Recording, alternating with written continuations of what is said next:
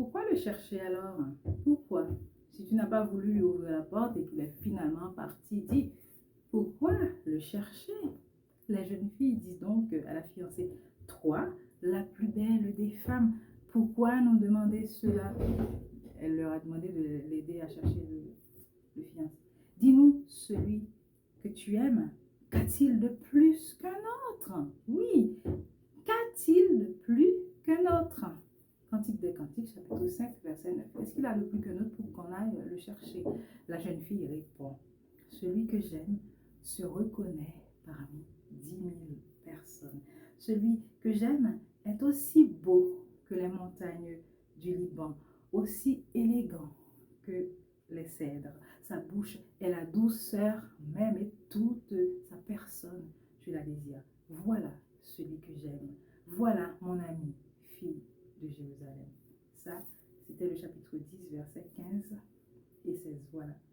Elle décrit donc le teint du bien-aimé, sa tête, ses yeux, sa joue, ses mains, ses jambes, sa bouche. C'est à partir de cette description que les jeunes filles de Jérusalem, convaincues, décident d'aller aider la belle à retrouver son chéri. Celle-ci continue à le décrire et indique à ses amis où trouver son amoureux. À tout d'un coup, c'est comme si elle savait où se trouvait son amoureux. Et elle dit, celui que j'aime est descendu dans son jardin vers les fleurs parfumées, là où il trouve sa nourriture et cueille des lys.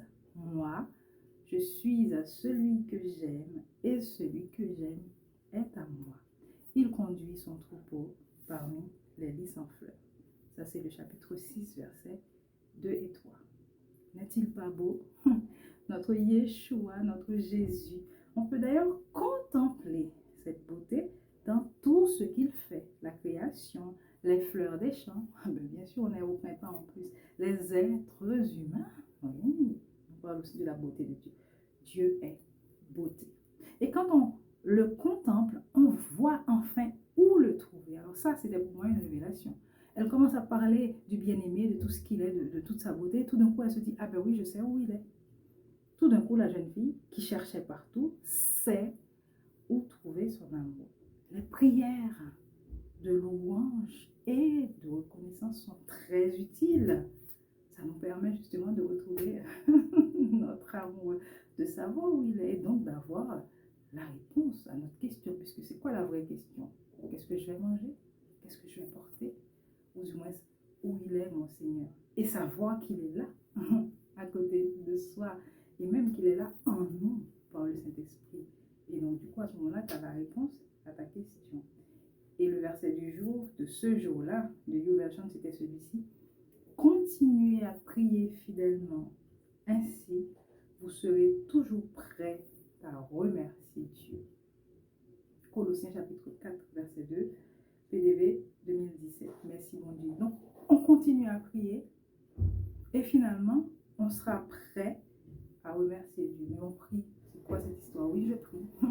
Et c'est en priant que je vais voir la beauté de Dieu, que je vais voir ses bienfaits, que je vais voir mon bien-aimé dans toute sa splendeur, tel qu'il est vraiment. Et quand je l'aurai vu, bien sûr, je serai dans la reconnaissance, je le remercie. Et donc, pourquoi regarder ce qui ne marche pas?